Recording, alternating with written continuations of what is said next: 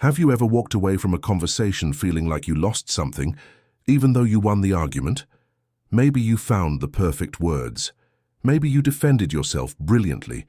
Maybe you finally said everything that had been trapped inside your mind for days or even years. And yet, when it was over, something still felt heavy. Not because they didn't understand you, but because somehow you no longer felt at peace. It's a strange contradiction. We spend so much of our lives believing that our suffering comes from what people say to us, from the disrespect, from the criticism, from being ignored, from being misunderstood.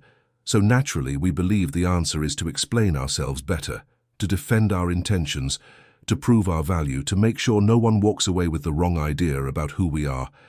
But have you noticed something? The more you try to control what other people think, the more your own mind becomes impossible to control. Maybe that's where your exhaustion really comes from, not from life itself, but from the invisible war you've been fighting inside your own head, the endless conversations that never happened, the arguments you replay before going to sleep, the apologies you wish someone else would make, the words you wish you could take back, and the words you wish you had said. Little by little, your peace becomes dependent on people who may never understand you, and without realizing it, you've handed them something they never had the right to possess. Your inner freedom. What if I told you that the strongest people in the world aren't the ones who always know what to say? What if true strength has very little to do with speaking at all?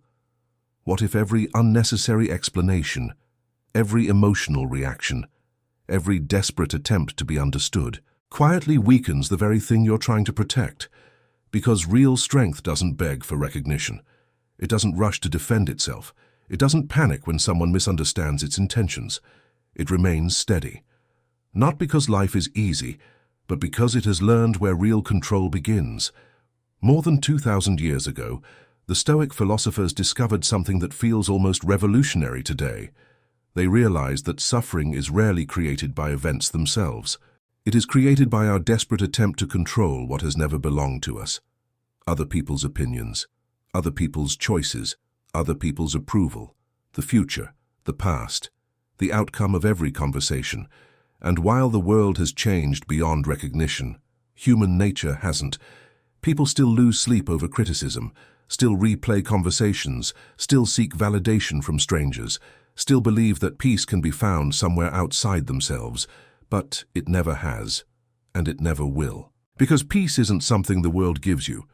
It's something you stop allowing the world to take away. This isn't a video about becoming cold. It isn't about suppressing emotions. It isn't about pretending that criticism doesn't hurt. It's about discovering a quieter kind of strength, the kind that doesn't need applause, the kind that doesn't need revenge, the kind that doesn't need the last word. Over the next few minutes, we're going to explore why the strongest people often speak the least, why silence has always been misunderstood, and why one simple shift in the way you see yourself may free you from battles you've been fighting your entire life, not by changing the world around you, but by changing the only place where true freedom has ever existed, your own mind. Take a deep breath, leave the noise outside for a little while, and let's begin. Why we feel the need to explain ourselves. Take a moment and think about the last time you felt misunderstood. Maybe someone questioned your intentions. Maybe they criticized a decision you made. Maybe they judged your character after seeing only a small part of your story. What happened next? If you're like most people, your first instinct was probably to explain yourself. You searched for the right words. You gathered evidence. You defended your motives. You wanted them to see what you saw. You wanted fairness. And there is nothing unusual about that. From childhood, we're taught that if we explain ourselves well enough, people will understand us. If we communicate clearly enough, conflicts will disappear. If we can just make others see the truth, everything will be resolved. But life rarely works that way, because every conversation contains something we cannot control, the other person's willingness to understand. This is where suffering quietly begins, not in the misunderstanding itself, but in our refusal to accept that another person's judgment belongs to them, not to us. Imagine standing before a mirror that changes shape every time you look into it. No matter how carefully you adjust your appearance, the reflection keeps changing. Would you spend your entire life trying to fix the mirror? Of course not. Yet many of us spend years trying to fix the way other people see us. Every explanation becomes another attempt to polish someone else's mirror, and every failed attempt leaves us more exhausted than before. Marcus Aurelius often reminded himself that we cannot govern the minds of others. We can only govern our own. Simple words, but almost impossible to live, because deep inside every human heart exists a longing to be understood, to be accepted, to be seen accurately. There is nothing wrong with that desire. The problem begins when our peace becomes dependent on it. That is the invisible chain, the chain that turns approval into a necessity instead of a gift. The strongest people eventually discover something extraordinary. Being misunderstood is uncomfortable, but it is not dangerous. Not every accusation deserves an answer. Not every criticism deserves your attention. Not every opinion deserves space inside your mind. Sometimes the most powerful response is no response at all, not because you have nothing to say, but because you finally learned that your dignity doesn't need constant defense. The moment you stop trying to control every opinion about you, you recover something infinitely more valuable: your own peace. The invisible prison of other people's opinions. Have you ever noticed how a single opinion can ruin an entire day? Not because it changes who you are, but because, for a moment, it changes the way you see yourself. Someone makes a careless comment. A friend questions your decisions. A stranger criticizes you online. A family member says something that stays in your mind for weeks. Objectively, they're just words, air passing through someone's lips. Nothing more. Yet, somehow, those words gain the power to steal your peace. Why? Because the human mind has a quiet habit that most people never notice. It doesn't simply hear opinions. It negotiates with them. Every criticism becomes a question. What if they're right? Every rejection becomes another question. What if I'm not enough? Every misunderstanding whispers the same fear. What if this is how everyone sees me? Without realizing it, your mind builds an invisible courtroom. Inside that courtroom, every person you've ever met becomes a judge. Every conversation becomes evidence. Every mistake becomes another accusation. And every day, without permission, you put yourself on trial. The strange part is that nobody else knows this trial is happening. Only you. Only you carry the weight. Only you hear the endless arguments inside your own mind. Epictetus once said that we are disturbed not by events, but by the opinions we form about them. Think about that for a moment. He wasn't saying criticism doesn't hurt. He wasn't pretending rejection feels pleasant. He was pointing toward something much deeper, between what happens and what you feel. There is a space. Most people never notice that space. Everything feels automatic. Someone insults them, they become angry. Someone ignores them, they become anxious. Someone doubts them, they immediately begin explaining themselves. But the Stoics trained themselves to live inside that invisible space, the place between the event and the reaction, because inside that space, freedom exists. Imagine standing beside a river during a storm. The water rushes violently past you. Branches float by, leaves, mud, broken pieces of wood. You don't jump into the river to stop every branch. You simply watch it pass. Thoughts work the same way. Opinions work the same way. Not every thought deserves your belief. Not every opinion deserves your attention. Not every criticism deserves a response. Yet modern life teaches the exact opposite. React immediately. Defend yourself immediately. Correct everyone immediately. Make sure nobody misunderstands you. But have you noticed something? The people who react to everything rarely look peaceful. They're exhausted, not because life is harder for them, but because they're fighting hundreds of battles every week that never needed to exist. Every notification becomes important. Every disagreement becomes personal. Every opinion becomes an emergency. Little by little, their emotional world becomes controlled by complete strangers. One compliment lifts them. One criticism destroys them. One message gives them hope. Another steals their confidence. That isn't freedom, it's emotional slavery. Marcus Aurelius ruled an empire. He was criticized by senators, betrayed by allies, surrounded by political enemies. If any man had a reason to obsess over public opinion, it was him. Yet he kept returning to one simple reminder: you have power over your mind, not outside events. Read that again. Not outside events, not outside opinions, not outside people. Your mind. Nothing else. That is where real authority begins. Imagine carrying a lantern through a dark forest. Every person you meet tries to blow out the flame. Some criticize you, some laugh at you, some misunderstand you, some simply walk away. Now imagine spending your entire journey trying to stop everyone from touching the lantern. You would never move forward. The Stoic chooses something different.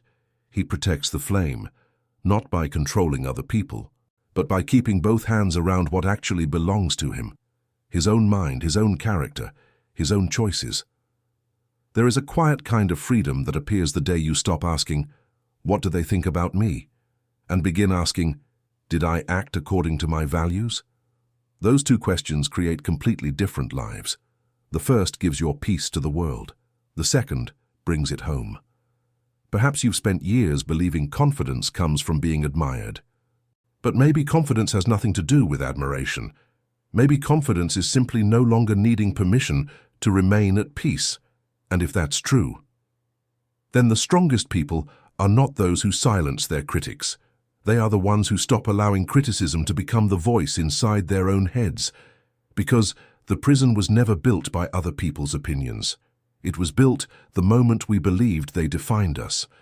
The Stoics discovered the key thousands of years ago. But understanding that key requires accepting one uncomfortable truth: there are things in this life that you will never control. And strangely enough, that realization is where real freedom begins. In the next chapter, we'll explore the Stoic principle that has transformed millions of lives for over 2,000 years. The simple idea that separates suffering from serenity. The dichotomy of control. The Stoic discovery that changes everything. Imagine waking up tomorrow with one impossible ability. You can control what every person thinks about you. No one will criticize you. No one will reject you. No one will misunderstand your intentions. Every conversation will go exactly the way you planned. Every opportunity will unfold exactly as you hoped. Every person you love will always stay. Nothing unexpected will ever happen again. At first, that sounds like the perfect life. No anxiety, no disappointment, no uncertainty. But think a little deeper. Would you truly feel free, or would you become a prisoner of maintaining that perfect world? The Stoics understood something that most people spend their entire lives resisting. Life was never meant to obey us. And perhaps that is why we suffer, not because life is difficult, but because we silently expect it to be different. Every morning we wake up carrying invisible expectations. We expect people to appreciate us. We expect fairness. We expect loyalty. We expect recognition. We expect certainty. And every time reality refuses to match our expectations, we call it suffering. Epictetus, once a slave, observed something extraordinary. He noticed that two people could experience the exact same event, yet leave with completely different emotional lives. One became bitter, the other became wiser. One became consumed by anger, the other remained peaceful. What made the difference? It wasn't intelligence. It wasn't wealth, it wasn't luck. It was where they placed their attention. Epictetus divided life into only two categories. There are things that belong to you, and there are things that never will. That's all. Simple, almost too simple. Yet within that simplicity lies one of the greatest discoveries in human history. Your thoughts belong to you, your choices belong to you, your character belongs to you, your values belong to you, the effort you put into today belongs to you. But another person's opinion does not. Their approval does not. Their love does not. The future does not. The past certainly does not. Think about how much of your emotional energy has been invested in things that were never yours to control. How many nights have you spent trying to rewrite conversations that already ended? How many mornings have you feared outcomes that never happened? How many hours have you sacrificed trying to make someone understand a truth they had already decided to reject? It's exhausting, Because your mind is trying to hold water with closed hands. The tighter you squeeze, the faster it escapes. Imagine an archer preparing to release an arrow. He spends years mastering his technique. He studies the wind. He strengthens his body. He sharpens his focus. He breathes slowly. He releases the arrow perfectly. Everything until that moment belongs to him. But once the arrow leaves the bow, the wind belongs to nature. The target belongs to circumstance. The outcome no longer belongs to the archer. Would it make sense for him to run after the arrow through the air, trying to change its direction? Of course not. Yet that is exactly what we do with our lives. We release our effort, then spend weeks trying to control the result. The Stoics would smile gently at this, not because they lacked ambition, but because they understood the difference between commitment and attachment. Commit yourself completely to your actions. Detach yourself peacefully from the outcome. That single shift changes everything. Marcus Aurelius governed one of the largest empires in history. Imagine the number of things beyond his control: wars, plagues, political conspiracies, natural disasters, economic collapse, death, loss. Yet every morning he reminded himself of the same truth. You only control your own mind. Not because it made life easier, because it made life bearable, because once you stop carrying what never belonged to you, your shoulders become lighter. There is an unexpected peace that appears when you stop negotiating with reality. You stop asking, "Why did this happen to me?" and begin asking, "What is the best response available to me now?" One question traps you in the past. The other returns you to the present. That is where freedom lives, not yesterday, not tomorrow. Here, now, right where your next decision is waiting. Perhaps this is why the strongest people appear so calm, not because they know the future, not because life favors them, not because they never feel pain, but because they have learned to separate effort from outcome. They pour everything into what belongs to them, and quietly release everything that does not. Imagine carrying two bags every day. One contains your choices, the other contains the entire world. Most people try to carry both. Eventually, their backs give out. The Stoic simply sets one bag down, not because he doesn't care, because he finally understands it was never his to carry. And in that moment, life becomes lighter. Not easier, lighter. But there is still one question left. If we stop trying to control everything, doesn't that make us passive? Doesn't silence become weakness? Or is there another kind of strength hiding behind it, one that the world rarely notices? That is what we will discover next. Because silence, when chosen wisely, is not the absence of power. It is one of its highest expressions. Why silence is a form of inner power. There is a moment in every person's life when silence feels almost unbearable. Someone insults you. Someone questions your integrity. Someone accuses you of something that isn't true. Your heart begins to beat faster. Your breathing changes. Your mind immediately starts preparing its defense. You don't even notice it happening. The words begin forming before the other person has finished speaking, because somewhere deep inside us exists an ancient fear. The fear that silence looks like weakness. We've been taught that if we don't defend ourselves, people will think they're right. If we don't answer, they'll think they've won. If we don't explain, they'll misunderstand us forever. So we react immediately, not because we've chosen to, but because we've been emotionally programmed to. The Stoics saw this differently. To them, the first battle was never against another person. It was against the impulse within themselves. Marcus Aurelius reminded himself that no one could force him to lose his character without his permission. Think about how extraordinary that idea is.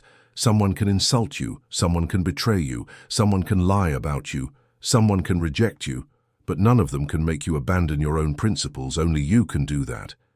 And yet, how often do we surrender our peace voluntarily? Someone raises their voice, we raise ours. Someone becomes angry, we become angry. Someone loses control, we lose control too. Without realizing it, we've allowed another person's emotional state to dictate our own. Who then is really in control? Imagine standing before a calm lake at dawn. The surface is perfectly still. Now imagine someone throwing a stone into the water. The ripples spread in every direction. Most people spend their lives becoming those ripples. Every insult disturbs them. Every criticism moves them. Every opinion changes their emotional weather. The Stoic chooses something different. He becomes the lake itself.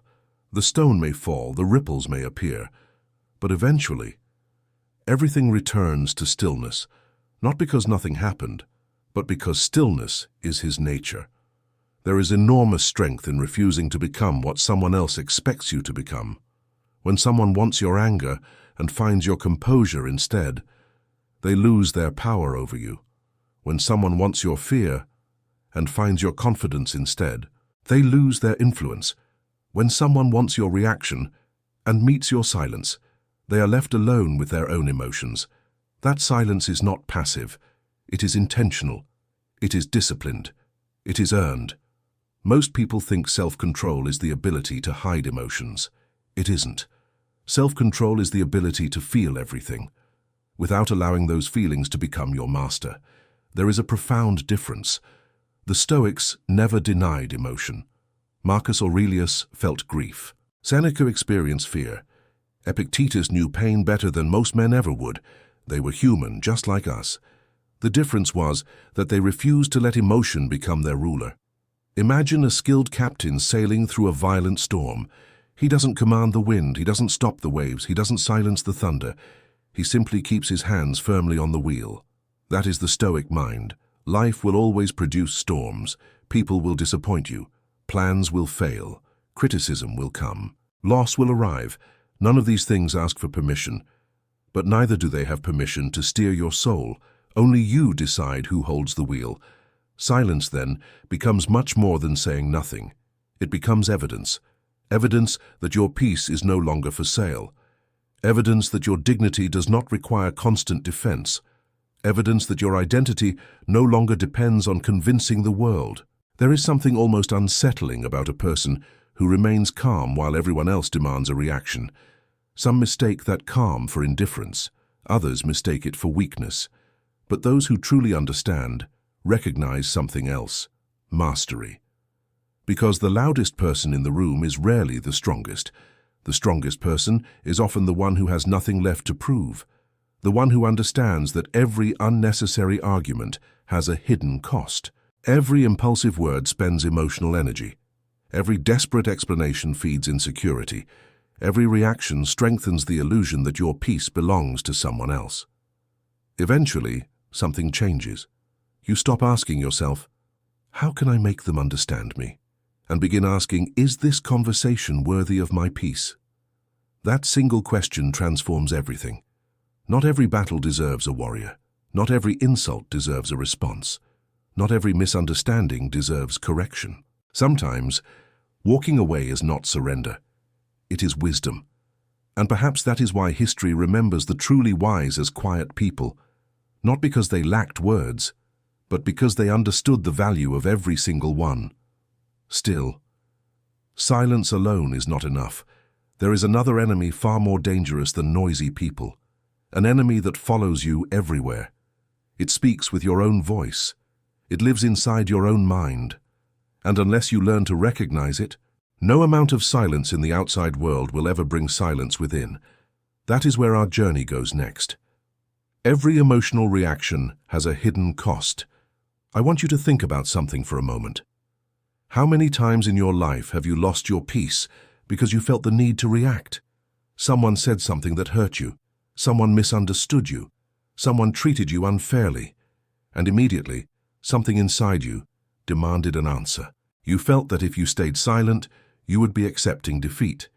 You felt that if you did not explain yourself, people would believe the wrong thing about you. So you reacted. You sent the message. You entered the argument. You tried to prove your point. But here is the question I want you to ask yourself.